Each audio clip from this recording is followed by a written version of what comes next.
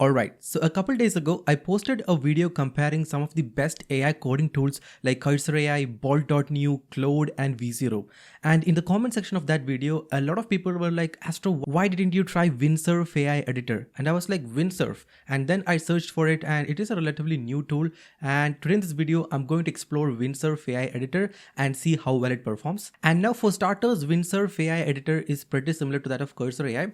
So if you already know about Cursor AI, you will already know that it is an IDE or a code editor that is built on top of Visual Studio Code with added AI capabilities, right? Now the same is the case with Windsurf as well. So you get to install all the cool plugins, extensions, and all that features that is already available in VS Code. You get to enjoy all of that in Windsurf as well. In fact, when you install Windsurf for the first time, you can import all the settings, plugins, and everything else from VS Code and start using it right away. So without wasting further ado, let's jump straight in. Alright, so the first thing that you gotta do is to download Windsurf, and for that you can just go head over to codium.com/Windsurf or click the first link in the description below. And once you're on this page, you can go ahead and click on this download button and download it for your computer. Now Windsurf is available for both Windows and Mac, so depending on your computer, just go ahead and download the particular version. In fact, it is available for Linux too, so Mac, Linux, and Windows. So just go ahead and download and install the same. Now once you install Windsurf and open it for the first time, this is the screen that you will see, and simply go ahead and click on the get started button, and it will ask you to choose the setup flow. So for now, I'll just go ahead and click on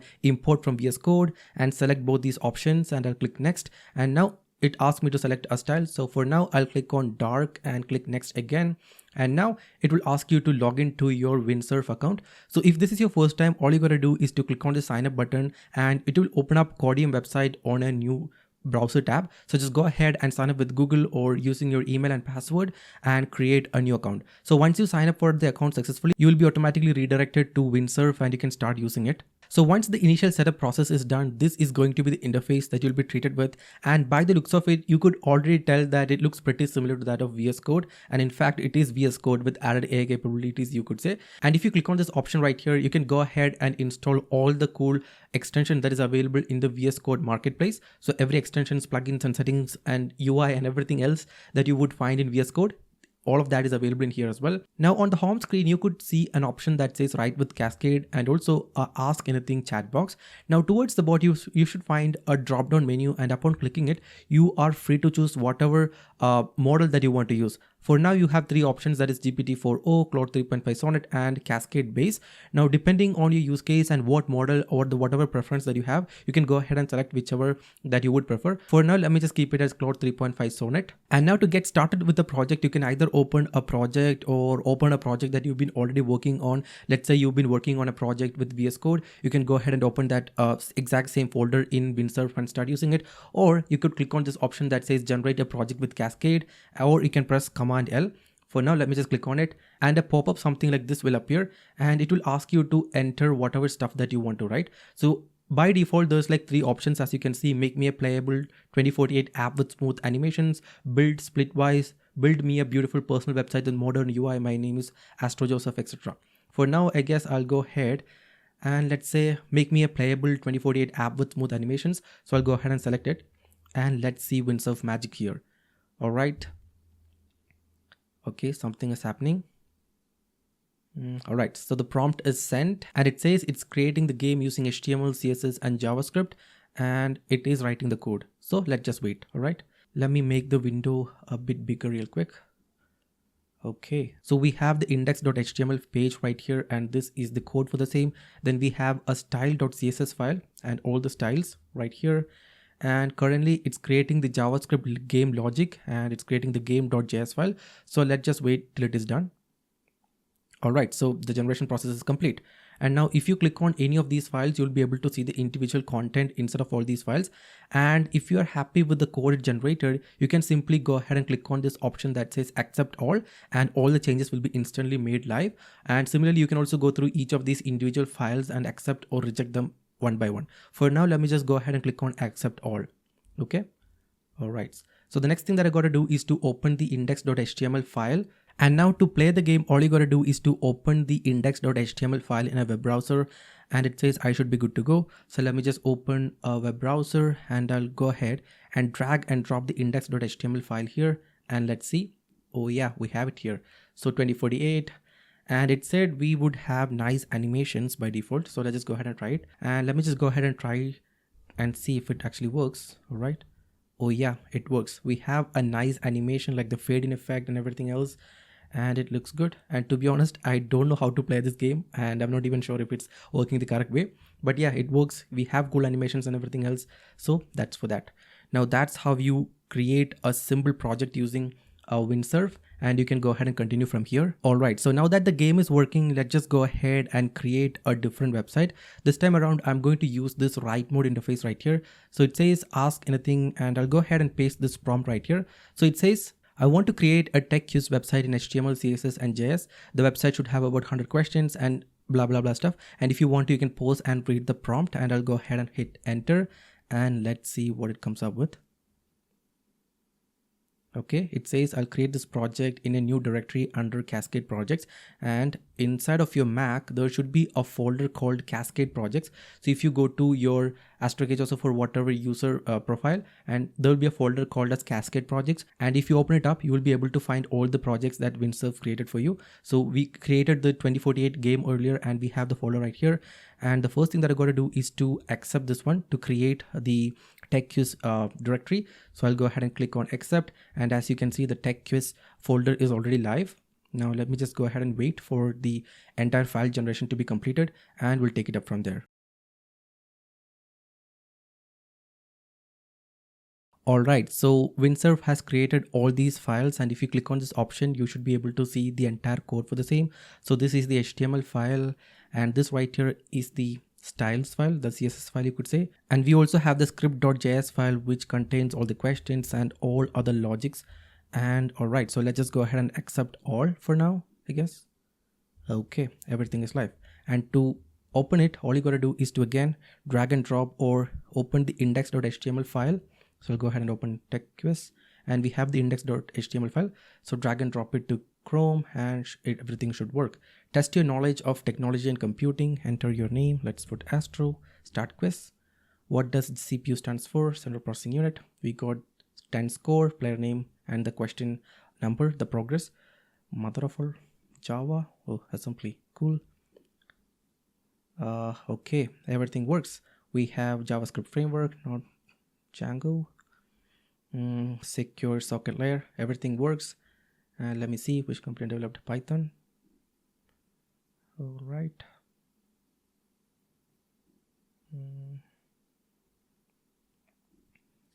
Okay, seems like I know a lot about technology. All right, so I got about, okay, one more question. Version control kit. All right, so the final score is 76, and I got about 8 answers correct and 2 wrong. I can click on try again and start the quiz again.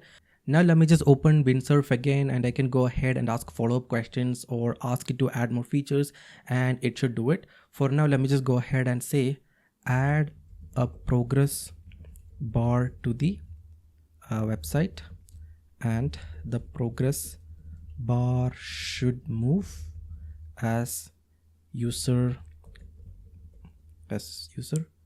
moves to the next question. All right, so let's see, hit enter, and it says running, and so it says you will need to modify the both HTML, CSS, and JavaScript files to implement those features. So one thing is that, let's say you are making a follow-up, you're giving a follow-up prompt and making subsequent changes, and if you click on this open diff option, you'll be able to see what are the new things that AI has added. So as you can see, this div right here, this is exactly what AI has added in the index.html file. And if you open up the styles.css file, this section is what it has added. And the thing that is indicated in red means this is the code that AI has deleted in this iteration. All right. Similarly, you can open up script.js file and compare the code.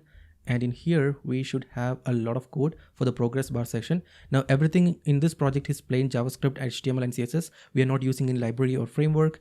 So everything is good to go, I guess. So I'll go ahead and click on accept all. And let me just go ahead and refresh once and put my name again and start quiz. And this time around, you can see a progress bar. So hope it works. And yeah, it does. All right.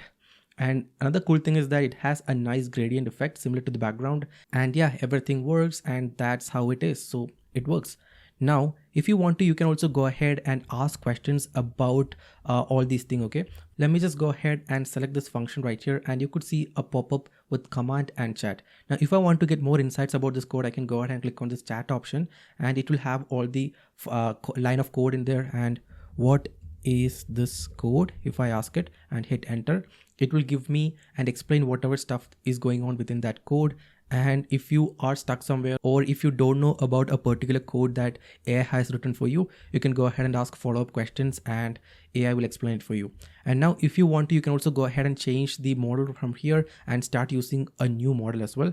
And now if you put @symbol, you are able to put code context item files or directories for that particular prompt. All right, you can go ahead and select any of these files and add it to the question, and AI will have the context. And one more important thing is that whatever be the questions that you ask AI, or whatever stuff that you ask to implement, AI will have the entire content of the code base in the context. So it will be aware of the context and it will act accordingly. So the margin for errors will be pretty less in this situation. So that's also one cool thing. And now if you click on your account and open settings, you would be able to change and configure all the settings all by yourself. I mean, there's a ton of settings. I mean, you would already know that, right?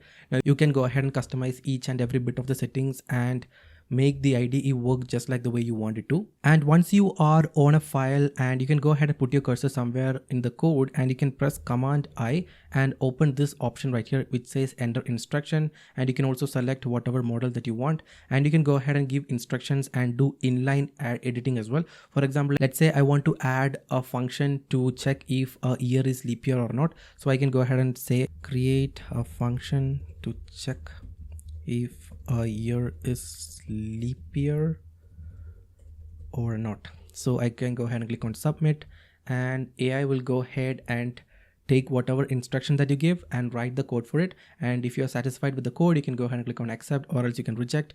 I can click on accept. I mean, this code does not make any sense for this context, but I just wanted to show you how things work. And if you don't want to, you can go ahead and click delete and everything should be gone. So yeah, that's pretty much all about Windsurf AI. So basically it is like an IDE similar to Cursor AI or VS Code, obviously with added AI capabilities.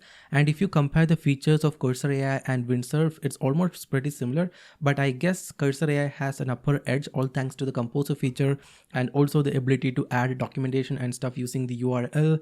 And you know, you got a lot of options in Cursor AI as well. And now if you're looking for a code editor that has all the AI capabilities built right into it, then Cursor AI and Windsurf AI are the two options that you right now have. Obviously you have a lot of extensions and stuff that you can add to VS Code to implement the same functionality, but if you're looking for a dedicated IDE, these are the two options you have. And my first impressions are Windsurf AI works and it gets the job done. It gives you the ability to choose all these different AI models, make inline changes, you can chat with your code, you can go ahead and add make inline changes and a lot of stuff like that. And now the cool thing about Windsurf AI is that it works both like an agent and a co-pilot. So if you want AI to do all the stuff for you, you can use it in an agent way and let it do everything for you. And if you want AI to help you alongside whatever stuff that you're already doing, and if you want a hand to help you, if that's what you're looking for, then obviously it acts like a co-pilot and gives you suggestions and edits and, you know, just go ahead and guide you through the entire process. Now that's everything that I wanted to show you about Windsurf AI.